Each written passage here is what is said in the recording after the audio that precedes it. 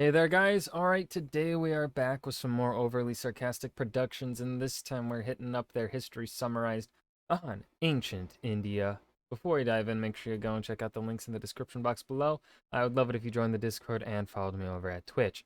Now, I believe you guys said that this is going to be somewhat similar to that of the ancient China episode, where he wasn't quite done. There was still more to cover, which, cool. Um, Aside from that, I don't think there's anything else for me to say at the beginning of the video here. Let's dive in. Ancient Indian history feels like the halfway point between a fairy tale and a Lovecraft story. On the one hand, you You know what? That's pretty fucking accurate. have fables of princes going out into the wild to seek enlightenment and guilt-ridden emperors swearing off of conquest to become legendary peacemakers, but there are also entire cosmologies simply spoken into existence, and a Bronze Age civilization about a millennium ahead of the rest of the world that just fades into nothingness. And the rest of Indian history is like this too. It's so large and diverse, but almost like a jigsaw puzzle, every piece still fits together into one cohesive whole. And we can see the outlines of this big picture of India back in the earliest sparks of civilization. So, to wind back the clock and see where India got its start, let's do some history. This video is brought to you by Audible. More on that later. Our earliest evidence of Indian civilization is a string of settlements along the Indus River Valley in the 2 and 3000s BC. And as far as Bronze Age civilizations go, the Indus Valley is by far the raddest. The floodplain was easy to cultivate and build on, so the society that sprung up was startlingly well urbanized. In the cities of Harappa and Mohenjo-Daro, excavated by the British in the 18 and 1900s, we've found standardized building bricks, streets laid out on a grid system to catch the breeze and cool down the city, with built-in sewage systems and massive public baths. Centuries before the pyramids of Giza, India had urban planning that wouldn't be beat until the Greeks and Romans some 2,000 years later. And the construction quality seems to show that the people of the Indus Valley had been refining this system for a while. As the rest of the Bronze Age civilizations were blowing money on temples and palaces, the Indus Valley had long since made great public works and figured out zoning laws. And they weren't an insular civilization. Okay, zoning laws, those can be a bit of a negative sometimes. So, like, let's not say it's all positive there with zoning laws. Either. Their trade networks with Mesopotamia were so speedy that they could import fish from the Arabian Sea. Plus, Mohenjo-Daro and Harappa aren't exactly neighbors, so the parallels between them imply a kind of overarching government. But we're clueless as to what, partially because we can't decipher. The one thing I want to go back on that he said, like, just a few seconds ago with the trade. Yeah, western coast of India's trade with Southern Arabia here and the eastern coast of Africa, that dates back a long, like the trade between like India and Africa was so like places in West Africa would use cowrie shells as currency because India traded them in such abundance or whatever. I don't quite understand the logistics of it, but cowrie shells were so numerous for West African, for a good few African societies, which, for those that don't, cowrie shells, some could be found. I think a good amount could be found on the western coast of Africa, sub-Saharan Africa there, but really the majority of the cowrie shells came from the eastern side of India and those islands and stuff, right? And they were like, the trade was so efficient that cowrie shells themselves were just so cheap that they could be used as currency for African society. So yeah, that's always cool. Their writing. And the craziest part is that we've hardly found any weapons anywhere. As far as we can tell, they were totally peaceful. But that's the Bronze Age for you. Everything feels confusing, atemporal, and kind of Lovecraftian, and it all goes poof just as weirdly as it first appears. So at some point between the 17 and 1500s, the Indus Valley civilization slowly disappeared for reasons that we can really only guess at. The two most likely options are that the soil eventually lost its nutrients and stopped yielding crops after a millennium or so, or that an earthquake altered the course of the river and dried up several tributaries. Whatever the case, it seems that the people of the Indus Valley ventured further into the peninsula. I would have liked for him to explain a little bit more on those two reasonings there. I think those could use more in-depth explanation instead of just leaving it at this is what we believe. This is the two most popular theories. Moving on. I would have liked him to explain why those are the two most popular theories, and of course, that can be entirely its own video, the collapse of Bronze Age Indus River, India, right? I still want to know, though. Peninsula and eventually settled in the far south, so the valley's ruins lay hidden Good heavens, these natives aren't colonized.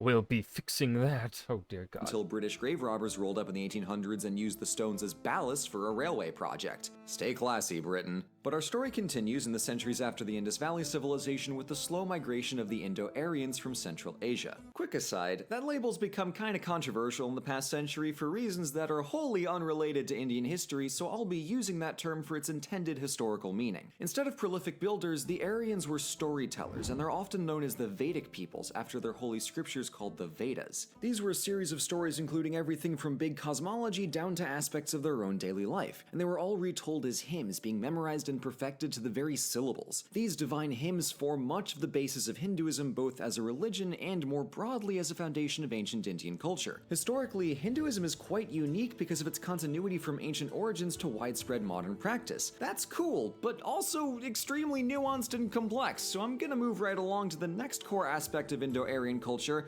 the caste system. Great.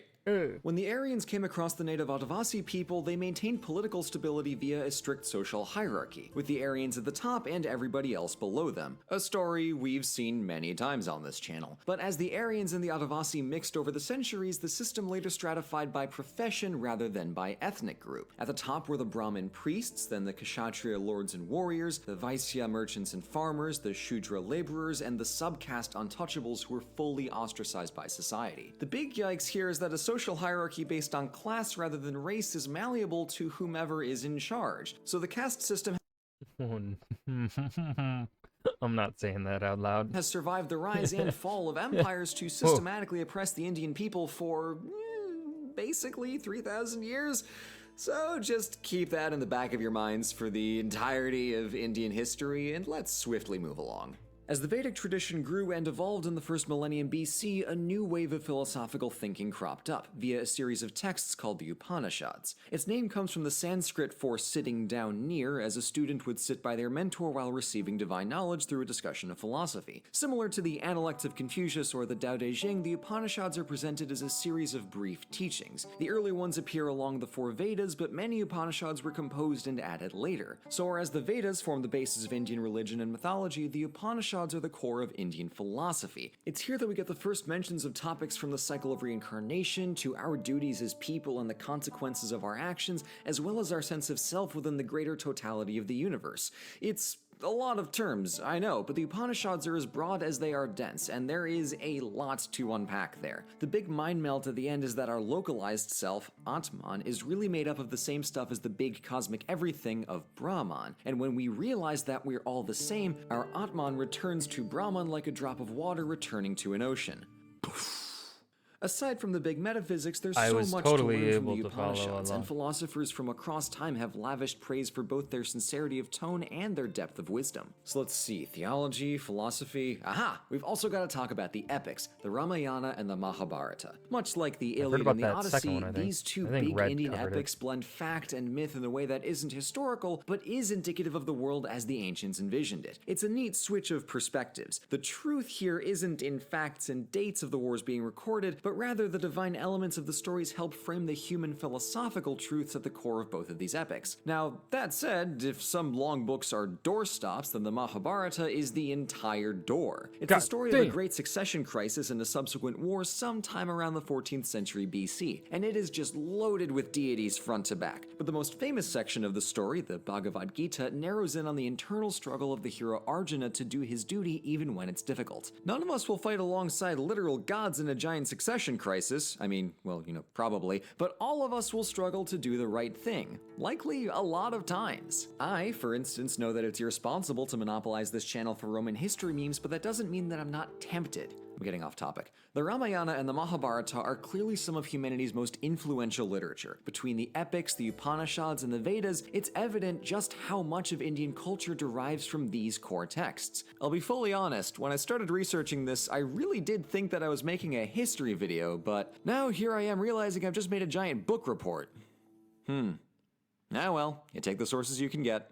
And unfortunately, what we have in an overflowing font of ancient literature, we lack in most other forms of historical documentation for a good several centuries. But the picture gets a lot clearer once we hit the 600s through 300s BC, as we have archaeological and written evidence for a loose collection of independent states and kingdoms across northeast India. Researchers have found large cities and dense fortifications, as well as new forms of poetry and metallurgy, and the development of Brahmi writing. Among these 16 Mahajanapadas, as they're snappily known, and as I'm sure I've horribly mispronounced, there seems to have been some intense competition as well as interstate trade. Still not a whole lot to go on, but if it's anything like the other clusters of small independent states that we've seen in history, whether it's the Greeks and the Italians or the Maya and the Chinese warring states, it was probably pretty cool. What we do have from this political climate is a famous story of one Indian prince named Siddhartha Gautama. For his entire life, this prince was kept secluded in a palace by his parents, knowing nothing but luxury, health, and joy. But one day he asked to leave his palace and go see the outside world, and was horrified to see people who were sick, gross, and worse, dying. So he flipped out over the sudden and devastating realization of humanity's suffering and of his own impending mortality, and he camped out in the middle of the woods for a month, refusing to leave until he either died or figured out a way to end all human suffering. Luckily for him, he actually got the desired outcome and achieved the enlightened state of nirvana. Prince Siddhartha, now called Buddha, realized that the ideal life was the middle path between extravagance and asceticism, where all outward suffering could be conquered solely through a complete mastery of the self. We're getting a religious and philosophical video here when I was expecting history. I mean, this is of course still historical, but like it is very much leaning into, right, because of the things available are very religious and philosophical in nature. And just like that, bada bing, bada eightfold path, we've got a shiny new religion. But before we wrap this story up, we've got to talk about some wars. After Alexander the Far From Home failed to push past the Indus River and decided to call it quits and go home, an exiled Kshatriya named Chandragupta took advantage of the kerfuffle and conquered across northern India to found the Maurya Empire, India's first large, properly centralized state. The new empire established diplomatic ties with Hellenistic Greece as well as China, and built up considerable infrastructure within the empire itself. Nice. Chandragupta was by all accounts I came here to do two things: create a sustainable, centralized state for my people, and uphold the Jain ideal of dying by willful starvation in the woods. Solid ruler, keeping a hands-off approach for his 2 decades in power and letting his people be. He died fasting in the woods, his son was pretty meh, and there was an interregnum afterwards, but then his grandson Ashoka was one of the coolest cats in history. Ascending to the throne in 273 BC, he conquered eastward to the coast of Kalinga, and the result was an absolute bloodbath with hundreds of thousands dead on both sides. When he heard the news, he felt really bad about it. So he issued a full apology throughout his empire and abandoned warfare entirely to become a Buddhist. He then worked to build trade relations and improve the lives of his people. He was super tolerant of other faiths, and he wrote extensively about his own journey to inner peace through Buddhism. That has got to be the single biggest heel-face turn in history. His life seems almost surreal. I feel like basic self-awareness and the desire to learn from your mistakes should be pretty standard, but apparently not. Oh well.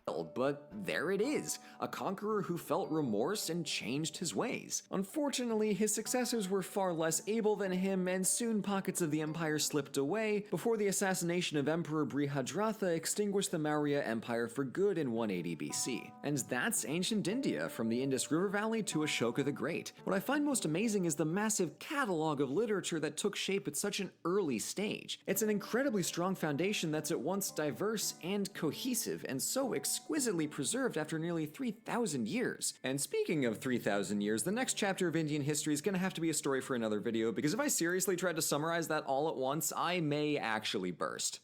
We here at OSP love a good... And that was History Summarized, Ancient India.